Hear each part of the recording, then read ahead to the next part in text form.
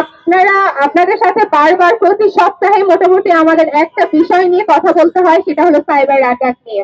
কিছুদিন আগেই আমি কেমন করে ইসলাম মেঘনা আমার আইডিটা 17 দিনের মতো সাসপেন্ড করা হয়েছিল টেরোরিস্ট উপাধি দিয়ে।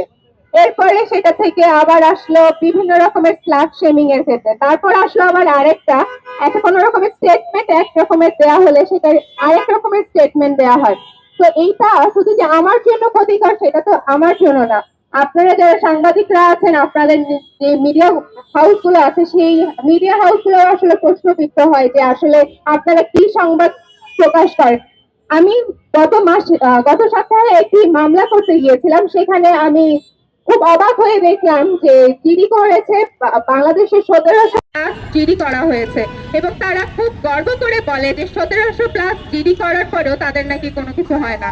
তো এই বাংলাদেশে নারী অধিকারের কথা বাদ দিলাম, একটা যে হিউম্যান রাইটস আছে সেই হিউম্যান রাইটসটা কিন্তু বাস্তবায়ন হইতে আমরা দেখছি না। এই হিউম্যান রাইটস যারা বাস্তবায়ন করতে পারে না, আমি অবাক হয়ে লক্ষ্য করি তারা নাকি রাজনীতি করে, তারা নাকি পলিটিক্স করে, এবং এরাই আবার জাতীয় নির্বাচনে অংশগ্রহণ করবে।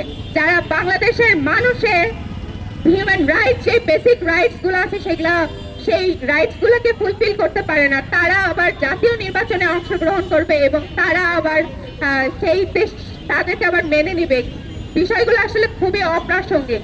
আমি আসলে জানি না আমাদের বাংলাদেশের মেয়েরা কি 52% যে মেয়েরা আছে, আপনারা কি কোনো বোমা ফাটাবেন যে যেই বোমায় বাংলাদেশের সব মেয়েরা আসলে উড়ে যাবে, এরকম কিছু যদি করতে পারেন তাহলে আসলে আপনারা মনে হয় রাজনীতিটা আসলে করতে পারবেন।